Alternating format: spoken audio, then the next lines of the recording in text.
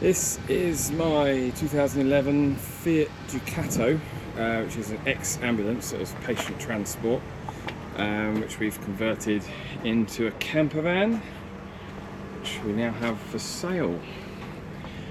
The reason for selling is because we've bought a newer van, which we've converted, and yeah, so we have no need for this one.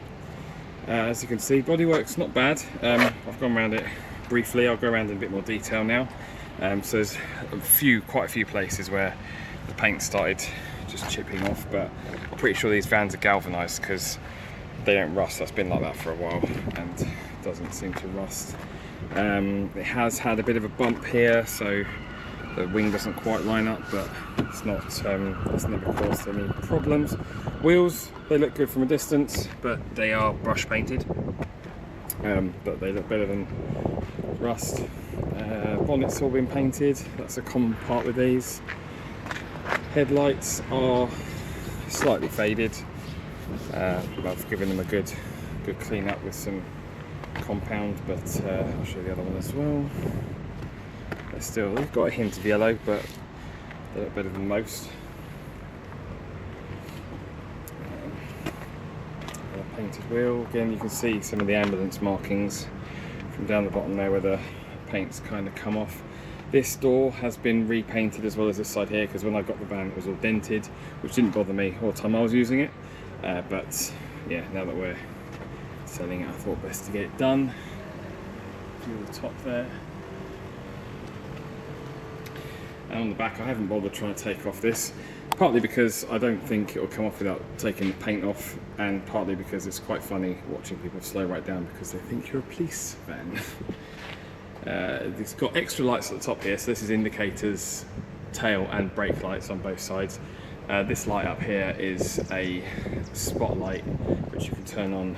Only operates when the parking brake's on, but it's quite good for reversing.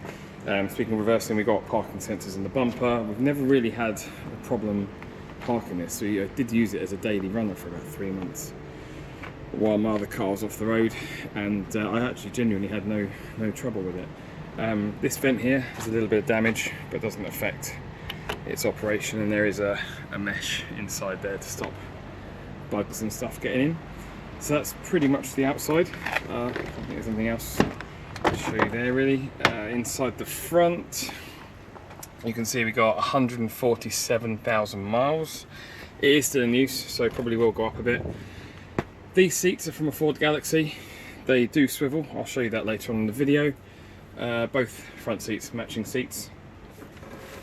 Oh yeah, so this side has got the normal step. If I show you the other side, because of it being a patient transport ambulance when we got it, this step actually has the night heater installed because there was never a seat here. This was wheelchair storage, so there are some marks and scrapes from where they've been getting wheelchairs in, same as on the step here. Up here there's some marks from it. Again, doesn't really affect the use of the van, but something to bear in mind. So yes, we've modified one of the original seat bases to fit this seat. Now, other than that, there's plenty of storage. There's the old manual in there. Overhead storage. Go on the other side, I can show you.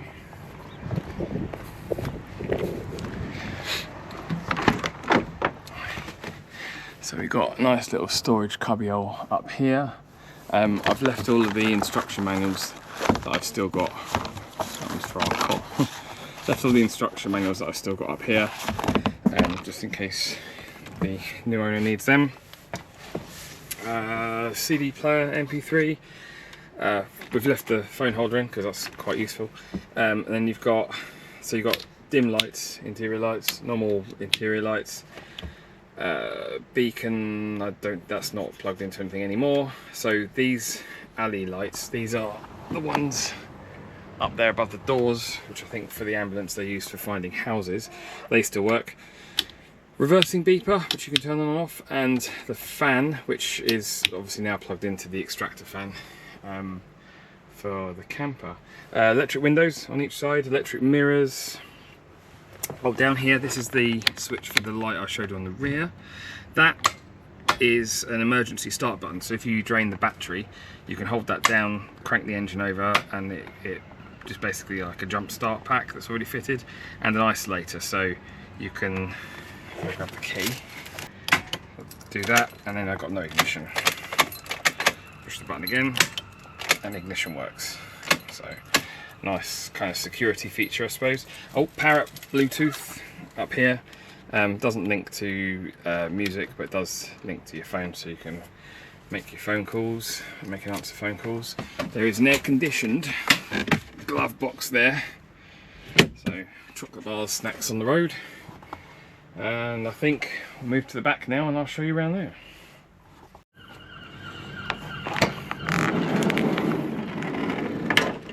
So at the front here, a nice little side step, which it's not great, but it works. This may or may not be any use for the new owner.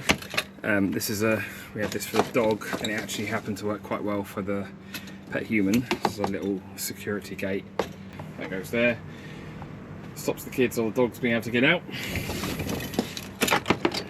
and then hooks in there for when you're driving. This is an extension to the kitchen, and then there's two little tabs that clip in to fold it back down. On the outside here, we've got a little outside table, 20-litre water container, which again may or may not want to use. It's got an underfloor tank, and we only used to use that for filling up the paddling pool for the kids.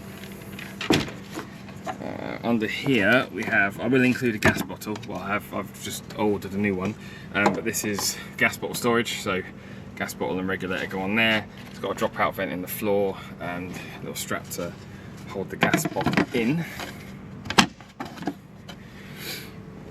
And then coming inside, so the seats, I'll show you this one. Lift the handle up and they swivel that way, like so. Driver's seat, exactly the same. And that's locked into place there, like that. And then again, to put it back, just lift the handle, swing it round. I will include the blackout curtains, blinds for the front window, so that does both front doors and the main front window. This window doesn't have a blind because it was too long. I had to take it down to fit the bathroom. Never really needed it. All of the other ones have these pull down blinds, which work quite well. So under here is 110 amp leisure battery, fuse box at the back there, and a little bit of storage. The wiring there is obviously all fused, as you can see. That's all original ambulance. Under here, this is a little storage box, little ottoman kind of thing. Like that. This shows you your water level, which as you can see is pretty much empty at the moment. All the wiring hidden under there. We've got light switches I showed you on the front. There's also light switches here. So that's your main lights, and there's your dim lights. And there's also a switch at the back in the corner there, which we'll get to in a moment. This one here, that switch does absolutely nothing. That switch is the lights for the bathroom and shower. This did used to have a door, but it broke, so we have just been using the shower curtain while we use the toilet. There is a shower. It doesn't have a great deal of water pressure, so if you intend on using the shower, highly recommend upgrading the pump or fitting some kind of device to increase the pressure. It does work. It's good for, we've used it for washing the dog, things like that, and washing sand off your feet. It's perfect for that. But we do tend to be on campsites, so we just tend to use the showers there. The water does go into I think it's a 50-litre wastewater tank. All the walls got this plastic waterproof coating, which I actually quite like. The sparkly bits kind of make it look quite cool. And Yeah, composting toilet. This may not be to everyone's taste, so if you like the van but you don't want this, it is built roughly the same size as a cassette toilet. So it just means cut a hole in the side of the van there, pull all this out, and put a cassette toilet in. But this one works pretty simple. I have got a hose I'm going to fit before the van sells. But you do your number 2s in the back, your number 1s in the front. The number 1s go through into a little 5-litre jug in there, and you can actually get 2 of those jugs in there.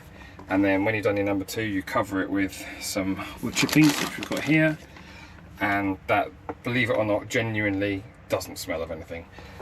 There is a little fan switch there, which operates a couple of computer fans. I think you can probably hear them. There's also one under there which just helps to divert the airflow that way. And like I said, we've never really had a problem with smells. It's been pretty good. When you do your number 1s, we tend to flush it with some vinegar, 50-50 vinegar and water mix, which again takes any smells away from the number 1 container. So we got the sink. Does say it's hot and cold water. We used to have a water heater in the van, so all the pipes are there for it, but we took it out because we never used it. And yeah, we just use cold water and boil the kettle if we ever want hot water. So again, new owner, if you want to fit a hot water heater, so all the pipe works there. Yeah, so that works with cold water. There's a little plug there for the sink, and that's that. 3-burner hob. I forget the numbers. That's the main hot one. I think it's 1.7 BTN, I think they call it. And then 2 of the smaller ones, can't remember what they are. And there's no igniter on these, so use a lighter or one of those sticks, the clicky stick things. There was a plant, it died. We're not good at keeping plants. That was a mint plant. Apparently it's really good at keeping bugs away and seems to work. So you've got plenty of cupboard space. A bit there. Another one there.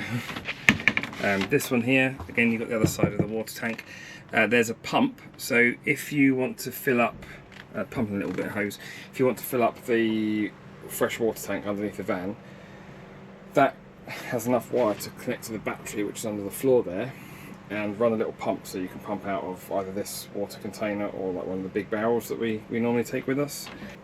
And then there's a little drawer there, like I said earlier, extension, so you've got a bit more workspace. And yeah, so moving to the back, overhead cupboards, which are, I've replaced the gas struts on these, or one on each because they're quite strong, and they hold the doors up quite nicely. Plenty of space. There's some matches there for the hob. There's 3 of those cupboards, and then we get to the bed. So bed, you've got 4 drawers. This one here we keep the fridge in. See, it's down to 4 degrees. I've left it on for a couple hours.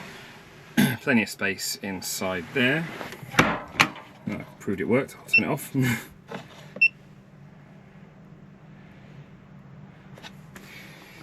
And then to make the bed up, I'll do this on a time lapse, but underneath the cushions there's some little blocks of wood, and this is how you do it.